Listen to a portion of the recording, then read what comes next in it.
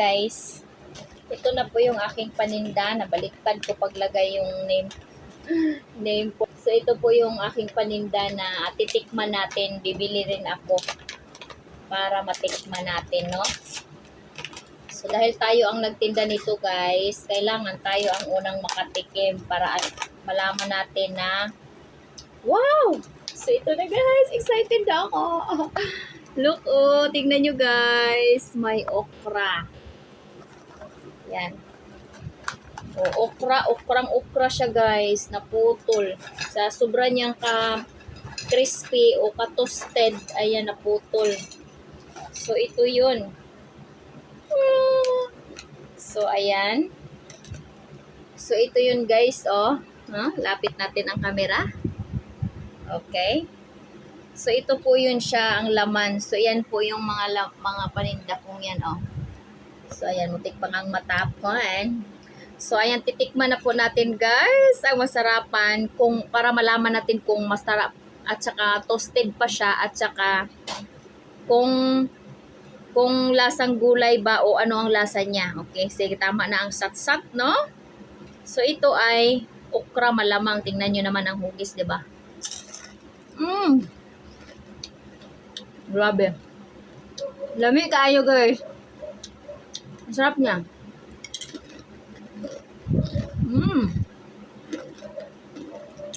Yummy. Ano siya?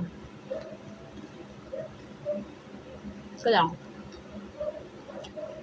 Madulas. Ukrang-ukra nga talaga. Kung pwede ko lang ipakita sa inyo na medyo naanuhan ko yung dulas ng okra. Hindi siya matamis. May natural siyang lasa. Hindi matamis, walang sugary lasa, wala. Lami siya, basta masarap. So, ito naman yung saba, saging. Perfect. Sarap niya, guys. Ito, di ko alam kung ano to. Baka kamote. Harap din. Perfect po ito sa mga nagda-diet. Ayan. Yung bawal sa mga matatamis na mga sugary, ganyan. Yung bawal sa mga maalat.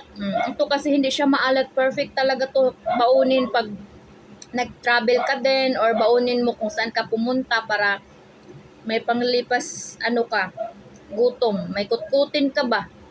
Tsaka healthy siya kaya sarap. Ito hindi ko alam kung ano to. Hindi ko alam. Parang ubi. Masarap. Masarap siya, guys. Non-fat, non-fried. Tapos hindi din siya dinaan sa non-greasy din siya. So, ayun. 100 grams po ito, guys.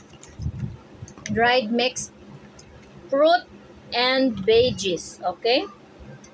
Tapos ito, ano ba tawag dito? Parang dates siya nga tuyo. Toasted. Alam mo, ano pa? Ito, patatas.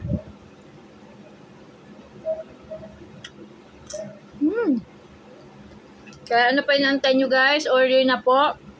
Para bukas po i-deliver ko. Okay? So, marami pong salamat sa inyong panonood. Thank you for watching at support. Bumili na kayo para matikman nyo rin.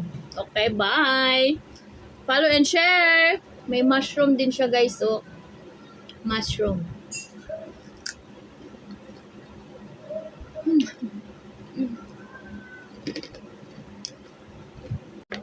Ang galing din niya, guys, kasi kung ayaw mo na, kung di mo maubos, kainin agad, pwede mo lang siyang ilock ulit. Yan, ziplock po ang lagayan niya. Ito po yun, Naka-sealed ba yan, guys?